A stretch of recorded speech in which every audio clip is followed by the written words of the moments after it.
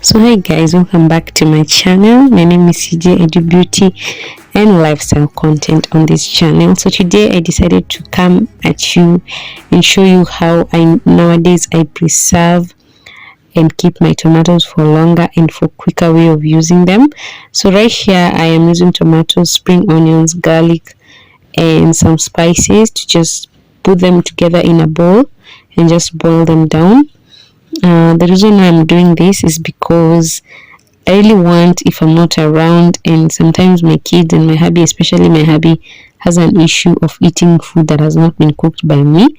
So it will be easier for the person who is cooking dinner to just grab the ready-made sauce and just put it in a bowl and just add whatever they're cooking, and it will be just the same as I have cooked the meal or something close to that, because the measurements of my spices are right, the salt is right and all that. You can add salt if you want. So it's tomato, ginger, spring onions and some what is it called, tomato paste. The reason for the tomato paste is just to make the paste after we have done cooking to be thicker and just, you know, look nice and gravy and well, because if we just use tomatoes alone, it's not going to be so thick, it's going to be watery.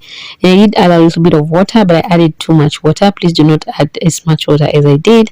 So right here I'm just turning it so that it can cook well, and then after cooking I'm going to blend it. I'm going to cook it for maybe 10-20 minutes there and then blend it. But now the problem is I realized that after blending that my sauce had a lot of water, so I had to return it back. You don't have to do that, so just be careful with the amount of water that you put. And then now if you return it back, you don't have to return it back to cook. So but with me this time I had to return it back to cook so that the water can cook down, and then now I can have like a thick gravy paste. And then I went ahead and blended my ginger. This is normal kawaida thing you do. Ginger and garlic, you just grind them, put it in a paste and put it in your container. But the difference is, after grinding mine, instead of grinding it with oil, I decided to cook it in oil. So what I did is heat oil in a sufuria, then I added my garlic and then I let it cook down so that I can get rid of the moisture. The moisture in this case comes in when you want to grind ginger. You're going to have to add a little bit of water so that the grinding can go on smoothly.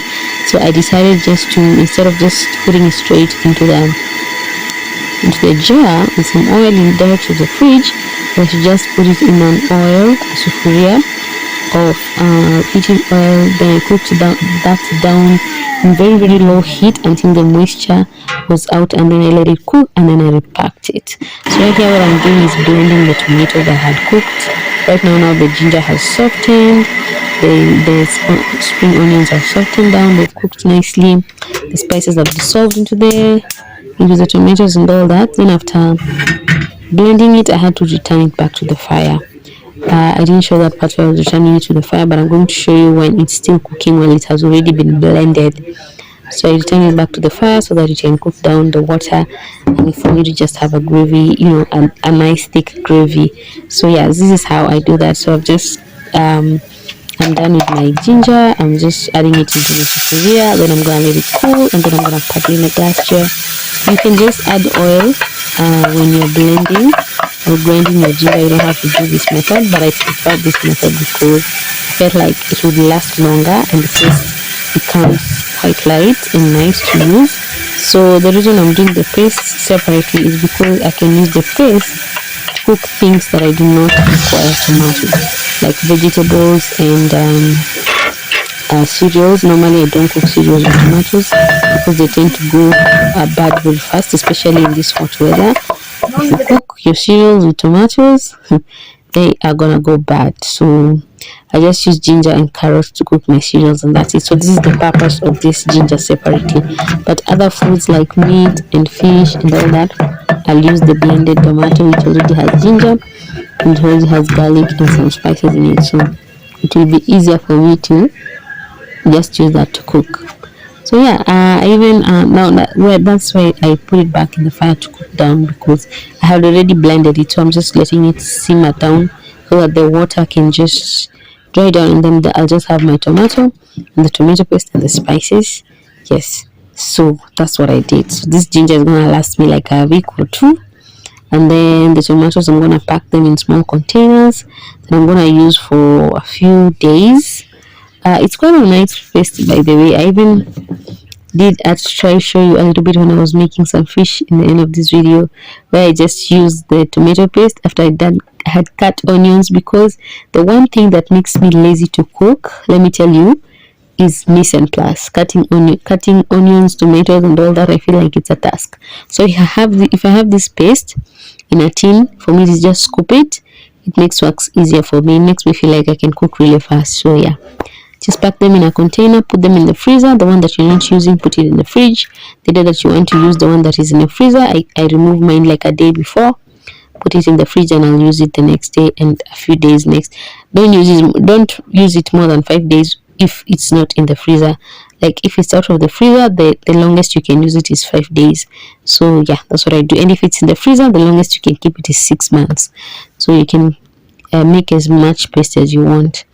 So this is a new way for you to preserve your tomatoes, especially for me. I feel like when I put them in the fridge, they tend to go bad really fast. I don't know why. So this is easier for me to do than keeping them in the fridge when they are raw.